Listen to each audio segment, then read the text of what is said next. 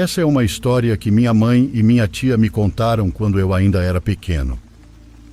Hoje tenho quase 30 anos e ela nunca saiu da minha cabeça. Penso nela constantemente e reflito sobre o que aconteceu. Meu avô faleceu há quase um ano, em junho de 2024. Ele tinha 96 anos quando morreu, e isso causou alguns problemas na minha família. Esses problemas não têm muito a ver com essa história, mas existem algumas coisas sobre ele que preciso compartilhar para explicar da melhor forma possível. Meu avô Paulo era um homem extremamente amargo, abusivo e um completo machista. Minha mãe foi criada sem demonstrar emoção ou dor por causa dos abusos dele e da total falta de compaixão com os outros. Ele também era extremamente racista e tinha muitos segredos na família que só agora, depois de sua morte, estão vindo à tona. Tudo o que acontecia ao redor dele era ignorado e esquecido, porque ele sempre tinha coisas mais importantes para fazer, como beber e ter casos extraconjugais. Ele era, no geral, um homem intenso e sem paciência para bobagens. Ele também não era nem um pouco religioso, e achava coisas como fé e esperança uma completa estupidez. Essa história se passa nos anos 70, e minha mãe, tendo nascido em 65, ela se lembra claramente dela. Minhas tias também lembram do que aconteceu, mas ninguém recorda o ano exato. Num dia de verão, Paulo decidiu levar a família para um passeio com a intenção de fazer um almoço na floresta. Minha mãe, suas 3 irmãs e a mãe delas, minha avó, estavam presentes e muito animadas com isso. De onde somos, minha família já está mais do que acostumada com a floresta e o serviço no campo. Vivemos na região há gerações. Ir para a mata para uma atividade em família era algo comum. Parecia apenas mais um dia normal.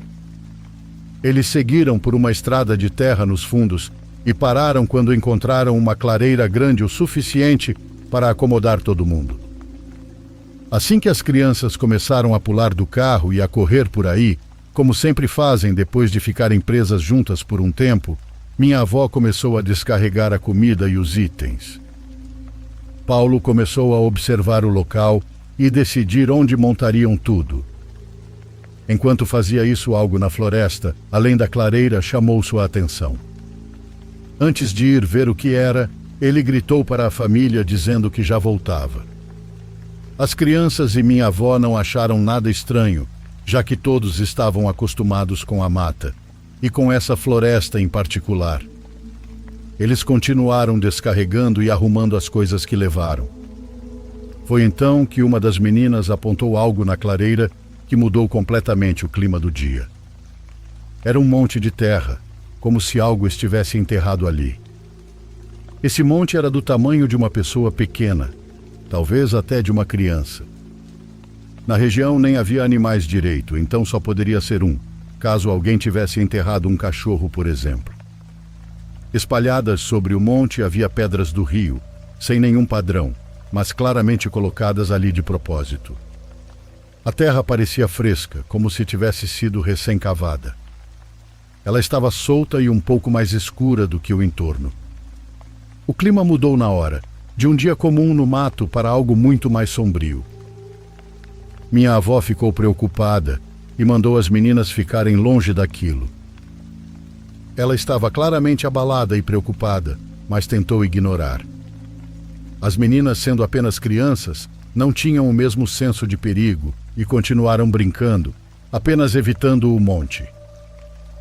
Eles tentaram retomar o almoço e logo estavam correndo em círculos novamente. Era para ser um dia alegre e ensolarado, e minha avó queria manter assim. De repente, as coisas pareceram ter voltado ao normal por um momento. As árvores ao redor criavam uma parede densa de folhagem, bloqueando qualquer visão do que havia dentro da floresta, até que novamente uma das meninas notou algo estranho. Dessa vez foi impossível ignorar. Num dos galhos longos de uma árvore havia uma forca pendurada. Era um laço feito com uma corda e estava pendurado alto acima da cabeça de todos.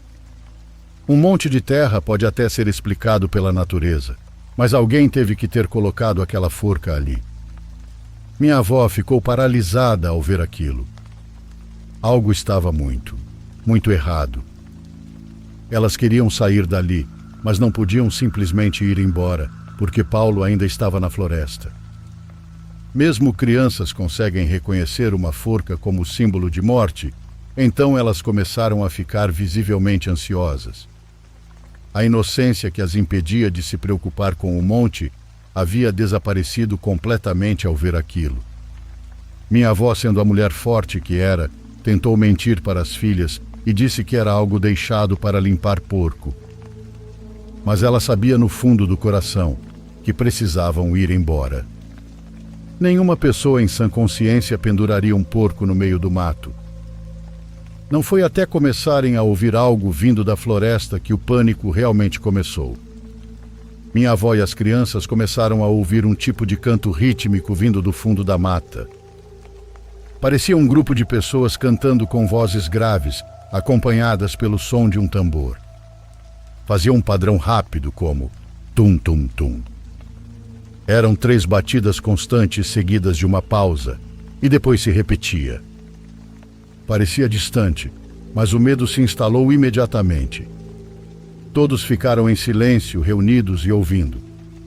Aos poucos o som começou a aumentar, e não estava ficando não só mais alto, mas também mais próximo.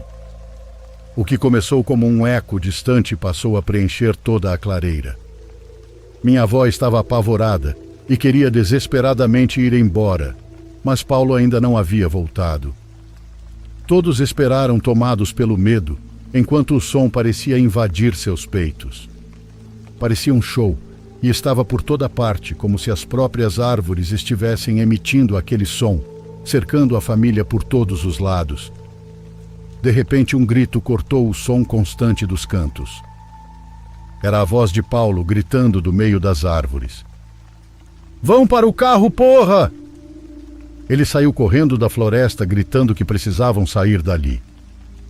Mesmo sendo um homem bruto e chucro, nunca tinham visto tanto terror nele como naquele momento. Ele era um homem que não temia nada, indiferente ao mundo ao seu redor, mas ali estava ele, tomado pelo pânico. Foi a maior demonstração de emoção que qualquer um deles já tinha visto vindo dele. Ele viu algo naquela floresta, algo que abalou sua alma até o fundo. Minha avó começou a jogar tudo de volta no carro, enquanto as crianças corriam para dentro dele. A comida ficou espalhada no porta-malas, alguns itens foram quebrados, mas assim que tudo foi jogado lá dentro, eles entraram no carro e foram embora. É aqui que a parte principal da história termina, mas existe um detalhe que me fez pensar nisso por todos esses anos. Meu avô nunca contou o que viu. Jamais falou para nenhuma das crianças, nem para minha avó. Toda vez que o assunto era mencionado, ele se fechava e, irritado, dizia para não tocarem mais no assunto. Ele nunca foi à polícia, nem contou para ninguém fora da família. Meu avô foi a única pessoa que sabia o que aconteceu naquele dia. E quando ouvi essa história pela primeira vez, jurei para mim mesmo que um dia perguntaria a ele. Mas agora não posso mais, e isso é algo que me arrependo profundamente. Quando eu estava no ensino médio, ele já havia se mudado para outro estado com outros familiares e perdi quase todo o contato com ele. Fora uma ou outra ligação ou carta de feliz aniversário, não nos falávamos muito. Essa história não tem uma resposta, e quando ele morreu, a única coisa que me deixou triste foi nunca ter descoberto o que aconteceu naquele dia. Não éramos próximos e, à medida que fui crescendo, descobri todos os abusos que ele cometeu e me afastei dele. A morte dele ainda paira sobre mim, e essa história continua me assombrando até hoje. Minha mãe e minhas tias apenas olham para isso como uma memória assustadora da infância. Nada mais do que uma história para assustar os mais novos no dia de churrasco. Sou uma das únicas pessoas na família que ainda quer saber o que aconteceu. Sempre fui fascinado por mistérios, ocultismo, terror e teorias da conspiração, então tenho uma leve ideia do que ocorreu naquele dia. Tenho quase certeza que meu avô viu um ritual satânico, e para ter lhe deixado daquele jeito, o que ele viu até os demônios temem.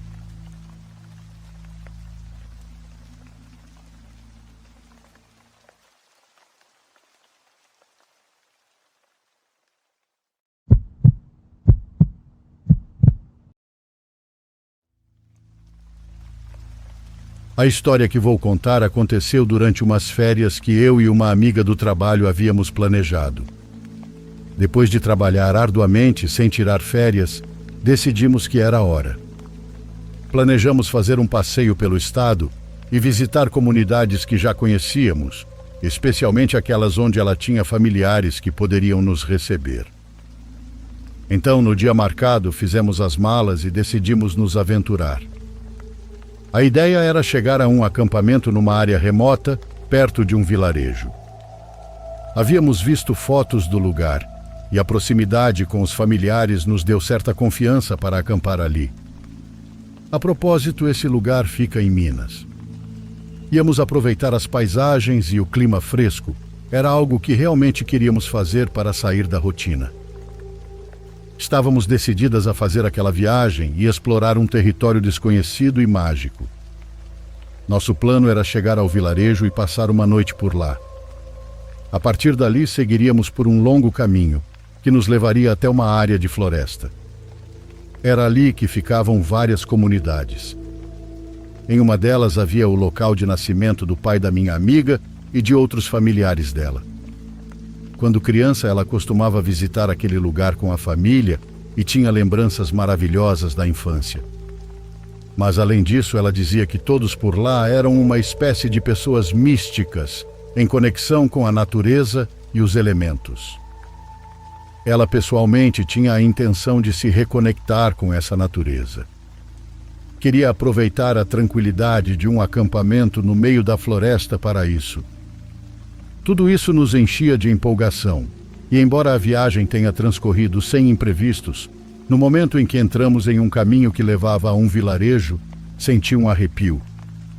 Um estranho pressentimento de mal-estar começou a me dominar. Embora o sol estivesse alto e o dia parecesse maravilhoso, uma sombra inquietante parecia envolver o ambiente. O clima ficou angustiante, e eu sentia como se estivéssemos sendo vigiadas o tempo todo. Era como se olhares curiosos dos moradores locais estivessem nos acompanhando. O caminho se tornava cada vez mais inóspito. Os olhares penetrantes dos habitantes nos seguiam como se estivessem vigiando cada passo nosso. Eu me sentia desconfortável diante daqueles olhares hostis. Era como se estivéssemos sendo julgadas, como se eles soubessem de algo que nós ignorávamos. A aparência desleixada e os gestos agressivos só aumentavam minha inquietação. Aquelas pessoas pareciam não gostar da nossa presença, como se passar por suas terras fosse uma intrusão em seu mundo isolado. Me perguntava que segredos aquele lugar guardava e por que os moradores nos olhavam daquela forma. Meu instinto me dizia que devíamos ter cautela, mas a empolgação da minha amiga por reencontrar sua família e visitar o antigo lar parecia apagar qualquer dúvida. Tentei alertá-la sobre as atitudes e olhares desconfiados dos moradores, mas ela minimizou minhas preocupações. As pessoas daqui são assim mesmo. Não gostam de gente de fora, pois são filhos de imigrantes. Não ligue para isso, disse ela. Mesmo assim, não conseguia evitar me sentir insegura e vulnerável naquele ambiente, mas decidi confiar no conhecimento dela, esperando que ela soubesse melhor que eu como lidar com a situação. Apesar da minha inquietação, continuamos seguindo pelo caminho. Cada passo era acompanhado por murmúrios em voz baixa dos moradores. Às vezes, rostos surgiam nas janelas ou entre as cortinas penduradas nas portas. À medida que nos afastávamos, a tensão diminuía, mas a sensação daqueles olhares e a percepção de sermos indesejadas permanecia viva na minha mente. A trilha longa se estendia diante de nós, adentrando cada vez mais o mato. eu não podia evitar me perguntar o que nos esperava mais à frente e se estávamos realmente preparadas para os perigos que poderiam surgir. Mesmo com minha intuição inquieta, não podia abandonar minha amiga na busca pela conexão com suas raízes. Porém, não conseguia evitar pensar se encontraríamos algo além do reencontro com seus familiares. Depois de um longo trajeto, finalmente chegamos a uma trilha que levava até um vilarejo onde viviam os familiares dela. Conforme caminhávamos por aquele lugar, outra sensação estranha me invadiu. Sentia que cada passo dado naquela trilha estreita tornava-se mais sombrio. À medida que avançávamos, a floresta ao nosso redor se tornava mais densa e fechada. Galhos retorcidos pareciam querer nos advertir para recuarmos, mas estávamos decididas a chegar ao nosso destino. O ar ficava mais pesado e meus batimentos ressoavam nos meus ouvidos. Sentia como se algo nos espreitasse por entre as árvores. Às vezes via pessoas vestidas de preto passando rapidamente e se escondendo. Minha amiga dizia que era normal, mas um mau pressentimento me atormentava.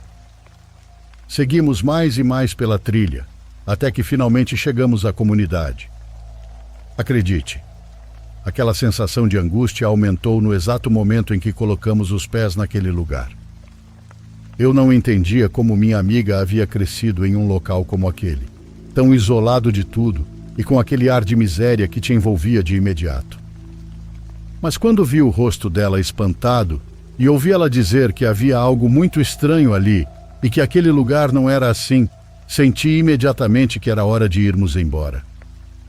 Ao entrar naquela comunidade opaca, um sentimento de mal-estar me invadiu imediatamente. As pessoas que espiavam curiosas com rostos descontentes apenas intensificavam minha inquietação. Nossa presença ali não era bem-vinda.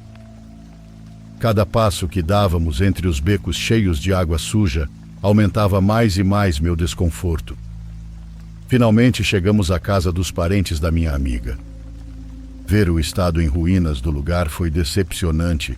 Eu não havia imaginado que nossa visita seria daquele jeito.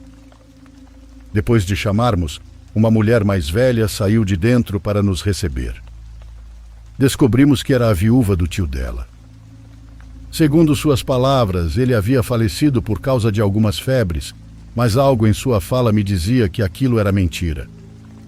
Ela nos convidou a entrar e, ao fazê-lo, nos deparamos com um ambiente de miséria extrema. O cheiro rançoso de óleo impregnava o ar. Olhei para minha amiga, cujo rosto refletia surpresa e decepção. Ela perguntou por que tudo estava tão abandonado, quase apodrecendo. Antes que pudéssemos dizer algo, a senhora nos conduziu a um pequeno quarto nos fundos da casa. Sentadas em poltronas varadas para o chão, observávamos com expressões preocupadas a mulher. Ela nos contou sobre a tristeza e as dificuldades que havia enfrentado desde a partida do segundo marido. Ela relatou que seu esposo e vários homens da vila, em sua maioria, trabalhavam nos campos daquela região, mas haviam adoecido repentinamente por causa de feitiçaria. Sofreram uma doença estranha que os consumia lentamente, sem que pudessem encontrar uma causa ou cura para aquelas febres repentinas. Elas os devastavam e os deixavam em pele e osso. Diziam que pareciam cadáveres vivos, apodrecendo em vida. Morriam sempre em completa agonia. Os que tiveram sorte foram os outros parentes dela. Eles simplesmente desapareceram na floresta. Mas o mais perturbador não era apenas a doença em si, e sim o ambiente inteiro que se sentia naquela comunidade e a palavra feitiçaria. Ela ressoava em minha cabeça, pois nada prosperava naquele lugar. Suspeitava-se que os culpados eram os bruxos que haviam chegado há algum tempo. Tudo parecia estar conectado à chegada de alguns homens muito estranhos que não falavam português e que vieram de longe buscando refúgio para realizar atividades igualmente estranhas. Embora a mulher não quisesse revelar detalhes concretos, insinuava que esses homens adoravam e cultuavam algo obscuro. Os familiares da minha amiga, por serem bruxos do bem, entraram em conflito com esses indivíduos, o que desencadeou uma disputa que afetou as pessoas e a vila. Mesmo com os avisos insistentes da mulher para que fôssemos embora daquele lugar e voltássemos, minha amiga parecia ignorar suas palavras. Ela não queria saber de superstições ou histórias de bruxaria. Estava decidida a explorar mais e aproveitar o que as trilhas ofereciam. Apesar de estar um pouco confusa com a atitude dela, decidi segui-la para ver onde isso nos levaria. Continuamos caminhando por uma trilha que adentrava os morros altos, nos afastando cada vez mais da comunidade. A paisagem era linda, com vistas panorâmicas de vales e florestas que se estendiam até onde os olhos não alcançavam. Apesar da tensão e do ambiente inquietante que tínhamos experimentado, não podia negar que aquele lugar possuía uma beleza natural indiscutível. O tempo passou e decidimos que era hora de voltar. Viramos para seguir o caminho de volta ao pessoal. No entanto, enquanto caminhávamos, uma estranha sensação de inquietação começou a me invadir novamente. Parecia que algo ou alguém nos observava das sombras das árvores. Comentei isso com minha amiga, mas ela mais uma vez minimizou a sensação, dizendo que tudo era fruto da minha imaginação. Seguimos em frente mesmo que minha inquietação não desaparecesse por completo. Desejava fervorosamente voltar para um lugar seguro, longe daquele lugar e de suas presenças perturbadoras. Mas depois de muito caminhar, percebemos que estávamos perdidas. Havíamos dado voltas pela mesma trilha, sem encontrar o caminho de volta à comunidade.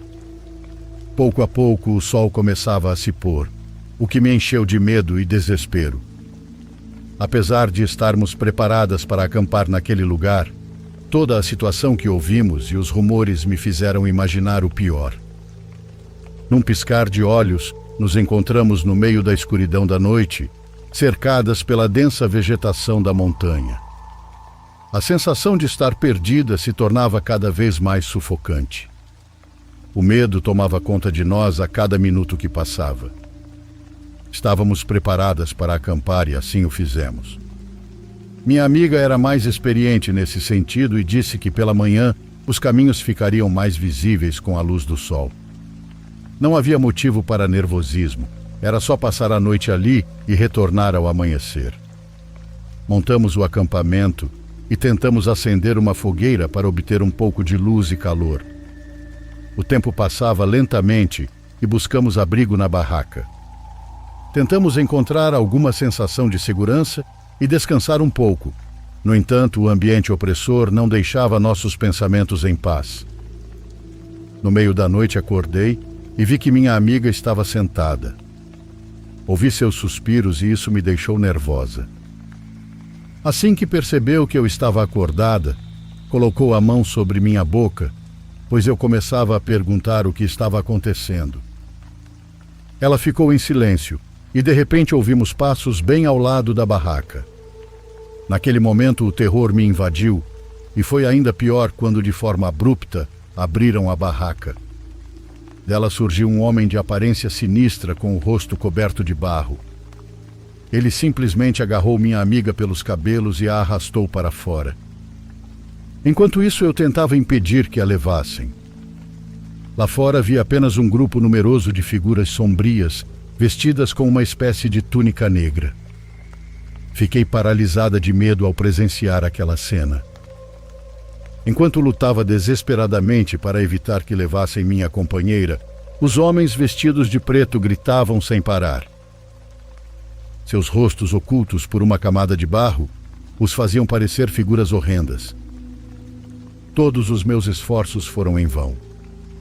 Num piscar de olhos fui afastada bruscamente e me vi sozinha no meio do nada. A desesperança se apoderou de mim ao perceber que estava sozinha, enfrentando o que havia levado minha amiga. Durante vários minutos ouvi seus gritos de terror pedindo ajuda. Ela gritava de dor por algum motivo e eu gritava desesperada tentando entender onde ela estava. Quis correr e encontrar um caminho para escapar, mas então uma figura surgiu na minha frente. O choque foi inevitável, e o que veio em seguida foi um golpe forte na cabeça. E então tudo se apagou.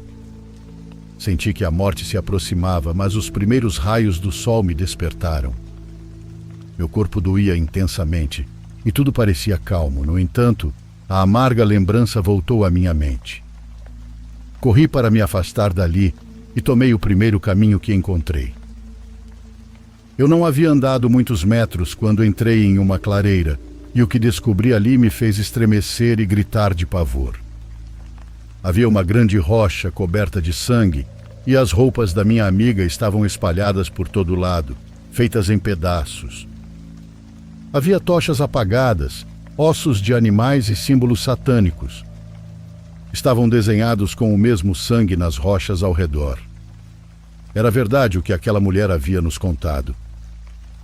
Quando percebi que estivemos sendo observadas o tempo todo por aquela seita, senti-me culpada por aquilo. Apenas corri para tentar me afastar daquele lugar, até que cheguei à comunidade pedindo ajuda, mas ninguém me ajudou. Corri até a casa da mulher e ela permanecia muito tranquila do lado de fora, fumando um cigarro. Agradeça por terem poupado sua vida. Vá embora daqui e nunca mais volte.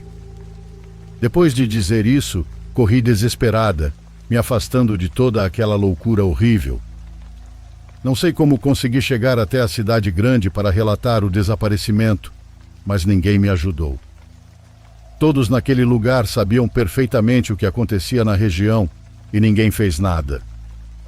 Embora hoje eu viva assustada, continuo sentindo que alguém me observa. Irei escrever mais para contar o que aconteceu depois disso e espero que vocês possam me ouvir. Só digo que depois disso nunca mais vi minha amiga.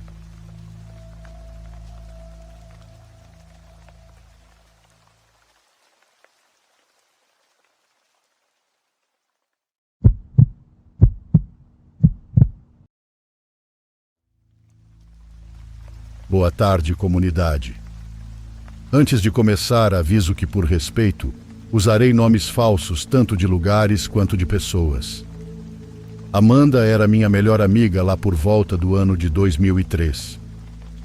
Éramos inseparáveis e nos chamavam de as gêmeas, não por sangue, mas por uma semelhança quase inacreditável que compartilhávamos e da qual nos orgulhávamos. Costumávamos mentir dizendo que éramos irmãs quando nos apresentavam a novos amigos. Tendo essa idade e sem qualquer tipo de obrigação, estávamos prontas para um sem fim de aventuras em outros países. Eu amava fotografia e Amanda queria ser chefe de um restaurante próprio. Vou falar um pouco sobre como nos conhecemos, o que é importante para a compreensão deste relato. Foi depois de um acidente de barco que infelizmente nos deixou hospitalizadas por vários meses. Foi ali que nos conhecemos e, de alguma forma, conseguimos suportar a difícil experiência. Depois de termos alta, algumas semanas depois nos encontramos na faculdade e tivemos a surpresa de descobrir que seríamos colegas. Aos poucos fomos nos curando e, com o tempo, nos tornamos inseparáveis. A confiança entre nós era tão forte que parecia que éramos realmente irmãs. Então, já totalmente recuperadas e com dinheiro da indenização do acidente, Amanda me convidou para passar umas férias em sua comunidade. Era um lugar sobre o qual ela já havia me falado várias vezes, aninhado nas montanhas do México. Segundo suas palavras, um lugar tirado de um sonho. E a verdade é que eu sentia que umas férias eram exatamente o que eu precisava para me desligar do estresse. Iríamos para um lugar que ela conhecia bem, então não haveria problemas. Seus primos e familiares que viviam lá cuidariam de nós. Depois de uma longa viagem, Amanda e eu chegamos ao aeroporto, onde já nos esperavam seus primos, Juan e Guilherme. Eles eram dois rapazes muito brincalhões, mas muito protetores com a prima. Ao chegar ao povoado, foi amor à primeira vista. Todas as casas tinham telhados vermelhos e plantas penduradas nas janelas. As ruas de pedra em uma montanha meio chuvosa e sonolenta é algo que encantaria os olhos de qualquer um. No entanto, algo que me chamou a atenção foi o fato de todas, absolutamente todas, as portas principais e portões serem pintados de vermelho. Por que vermelho? Murmurei sem conseguir esconder minha surpresa. A casa da família dela também superou minhas expectativas. Era a maior da vizinhança, localizada no final da rua e rodeada por árvores muito altas, aparentemente de abacate. Aquele dia foi uma verdadeira celebração de boas-vindas. Insisto que havia algo mítico na aparência do povoado. Não sei explicar o que era, mas aquilo me enchia de ansiedade. A avó dos rapazes foi muito amigável e carinhosa conosco, chegando a preparar uma refeição especial para receber uma nova moça na comunidade. Os primeiros dias foram inesquecíveis. Visitamos vários lugares próximos ao povoado que se chamava San Onofre. Tudo estava indo bem até o quarto dia, quando tudo infelizmente mudou para pior. Algo se manifestou diante da janela principal da casa deles. Era por volta das 3 da manhã quando fui acordada por um forte baque na janela. Aquilo me arrancou do sono, me fazendo levantar assustada, sem saber o que esperar. Esfreguei o rosto e caminhei ainda temerosa, até a janela. Afastei a cortina apenas o suficiente para espiar sem ser vista por quem estivesse lá fora. Mas não havia nada e estava tão escuro e vazio quanto era de se esperar. Esfreguei os olhos mais uma vez para tentar focar melhor, e foi então que, absorvida pela paisagem, avistei a silhueta de alguém em pé, aparentemente olhando para a minha janela. Senti um nó na garganta ao ver aquilo. Tentei me convencer de que talvez fosse apenas alguém gostando de caminhar de noite. Com esse pensamento, decidi voltar para a cama, tentando ignorar o que vi. Ainda assim inquieta, voltei a me aproximar da janela para tentar ver melhor quem era. Parecia ser uma mulher usando algo semelhante a uma camisola de dormir. Não dava para distinguir a cor por causa da escuridão, mas estava encurvada, como se sentisse uma dor forte. De repente, ela começou a caminhar em direção à minha janela, de uma forma muito estranha. Ela estava dobrando-se para frente e segurando o estômago com as mãos. Seus movimentos eram humanamente impossíveis, o que me fez pular de susto e tropeçar, arrastando a poltrona ao lado da cama.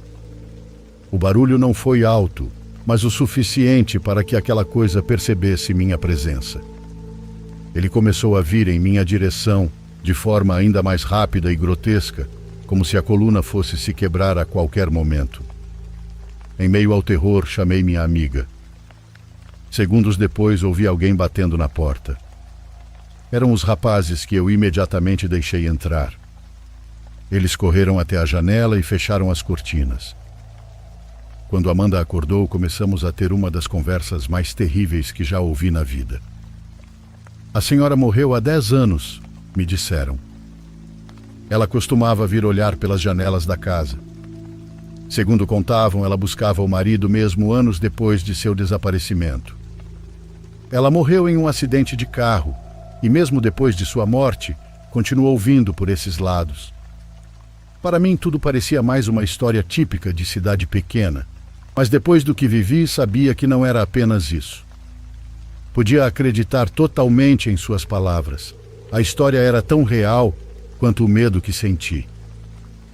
Eles também explicaram a razão das portas vermelhas. Era porque a mulher não apenas ia até a casa grande, ela também perambulava pelas casas do povoado, entrando nas que não tivessem portas pintadas daquela cor. Disseram embora não soubessem explicar exatamente o motivo. Com o tempo, o espírito da mulher se tornou conhecido, pois toda noite ela saía para assustar e até mesmo atacar as mulheres do povoado. Pobres aquelas que tinham o azar de se aproximar das janelas, como eu quase fiz. Além de achar a história inacreditável, passei a sentir muito respeito pelo povo de San Onofre, especialmente pelas mulheres que lidavam com algo assim diariamente. A visão da qual fui vítima me marcou profundamente. Tanto que senti que precisava escrever sobre ela e compartilhar com vocês. mesmo estando a milhares de quilômetros daquele lugar tão lindo.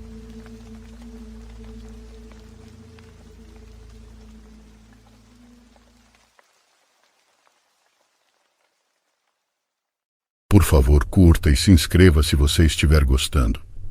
Agora continuamos.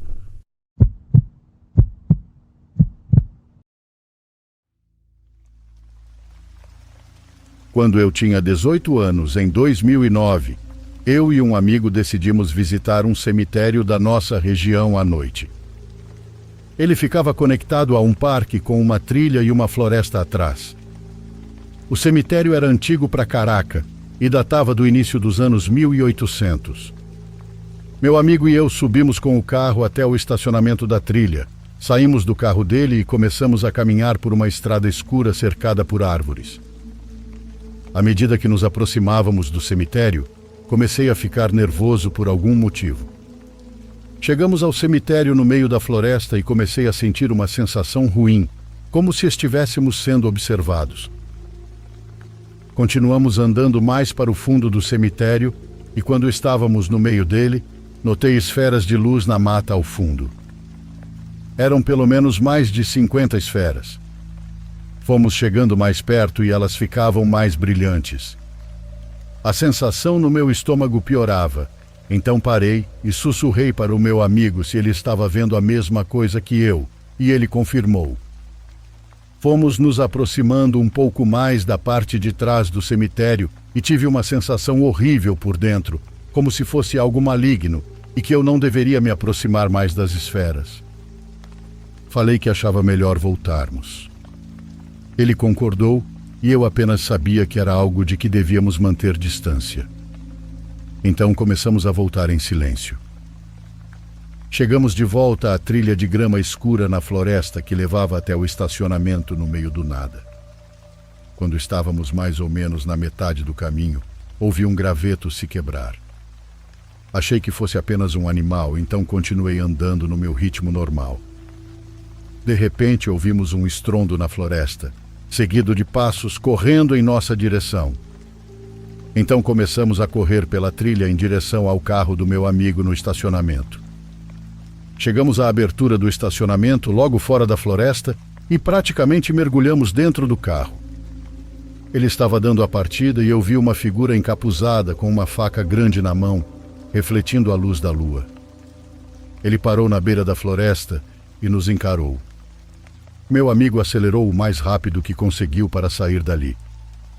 Mais tarde, um outro amigo meu com quem eu trabalhava estava saindo de um jogo de futebol da empresa a cerca de 15 minutos dali. Também era à noite, e ele acabou ficando conversando com outro amigo dele depois do jogo. Eles acabaram sendo os dois últimos a sair do parque. Meu amigo disse que viu um homem com um capuz escuro, como o que eu tinha descrito, parado debaixo de uma ponte antiga na parte leste do parque, a cerca de 200 metros dele. A ponte não estava mais em uso e estava caindo aos pedaços, com placas ao redor avisando sobre risco de queda de detritos. O homem começou a correr em direção aos dois caras e meu amigo percebeu que ele tinha uma faca. Ele avisou o amigo e os dois correram para seus carros e saíram dali. Aparentemente, o homem encapuzado chegou bem perto do carro do meu amigo e bateu nele com a mão antes que ele conseguisse fugir. Meu colega disse que depois voltaram ao parque e encontraram um morador de rua morto debaixo da ponte. Era evidente que o homem havia usado a faca na garganta do senhor e estava tomando o sangue, pois tinha tipo um copo por lá. A polícia investigou o caso, mas não sei muito a respeito disso. Só sei que aparentemente aquele sujeito fazia parte de algum tipo de seita. Ouvi de várias outras fontes que existia uma seita local com essa mesma descrição. Eles se encontravam em fábricas abandonadas, galpões e outros locais isolados da cidade. Também me disseram que encontravam animais mortos nesses outros lugares. Não sou especialista nesse assunto, mas independentemente da sua opinião sobre esse grupo de seita, o que você acha das esferas de luz perto do cemitério onde a seita se reunia? Sinceramente, nunca vi nada parecido na vida. Fiz algumas pesquisas e encontrei alguns lugares dizendo que essas esferas de luz poderiam representar espíritos ou portais demoníacos. Honestamente, a única coisa que sei é que eu não devia me aproximar deles, e foi o que fiz.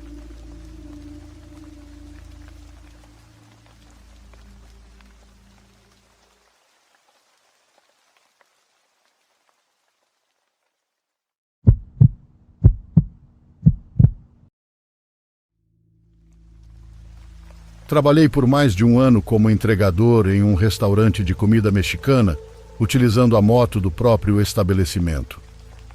Era um trabalho que eu apreciava devido ao meu gosto por pilotar motos, mas já estava considerando pedir demissão devido a uma oferta de emprego mais bem remunerada.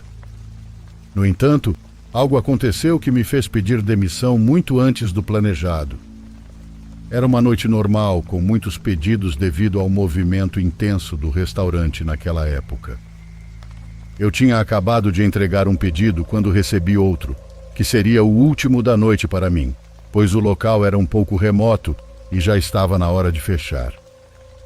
Parti de moto em direção ao endereço fornecido, um bairro afastado com casas bastante humildes. Fiquei surpreso ao chegar na rua da residência, pois havia poucas casas naquele quarteirão e o restante eram terrenos baldios, criando um ambiente sombrio.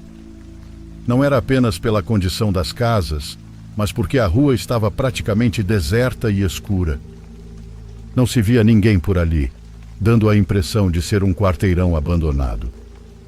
Foi então que comecei a sentir uma sensação estranha, como se algo estivesse errado, um pressentimento ruim. Eu não conseguia explicar, mas não me senti bem. Queria apenas entregar a encomenda e sair o mais rápido possível. Enfrentei alguma dificuldade para encontrar a casa, pois muitas não tinham número. Finalmente localizei o endereço. Era a última casa, cercada por montes de terra, pois pareciam estar refazendo a calçada. Desci da moto e bati na porta, pois não havia campainha. Todas as luzes da casa estavam apagadas e não havia sinal de vida, mas continuei batendo. De repente, um cheiro forte me atingiu, semelhante ao de animais mortos. Era um odor desagradável que penetrava na alma. Pensei que poderia ser um cachorro ou algo do tipo morto no mato ao redor, pois a casa estava cercada por vegetação. Mesmo batendo repetidamente, ninguém respondia, e as luzes permaneciam apagadas. Foi então que avistei um carro estacionando perto da casa, na esquina. Dele desceu uma senhora com cerca de 60 anos, que se aproximou e perguntou: "Boa noite, menino. Quem você está procurando?" Expliquei que alguém havia feito um pedido de comida para aquele endereço, mas ninguém atendia à porta. A senhora comentou sobre o mau cheiro, assim como eu já havia notado. Ela também começou a bater na porta, mas não obteve resposta. A senhora me contou que naquela casa morava um jovem de 20 anos e sua irmã de quase 30, que sofria de uma doença mental. A mãe deles havia falecido alguns meses antes, então o jovem ficou responsável por cuidar da irmã. A senhora costumava levar comida para eles quando podia, mas havia saído da cidade por alguns dias com o marido. Ela estava preocupada, pois tudo estava escuro, ninguém respondia e o lugar cheirava muito mal. A mulher tentou abrir a porta, mas estava trancada. Enquanto isso, ela me perguntava se havia sido o jovem daquela casa que havia feito o pedido e se eu não estava enganado. Eu afirmei que tinha certeza de que era ali. Ela ligou para o marido e disse que precisavam abrir a porta de qualquer maneira, pois estava preocupada.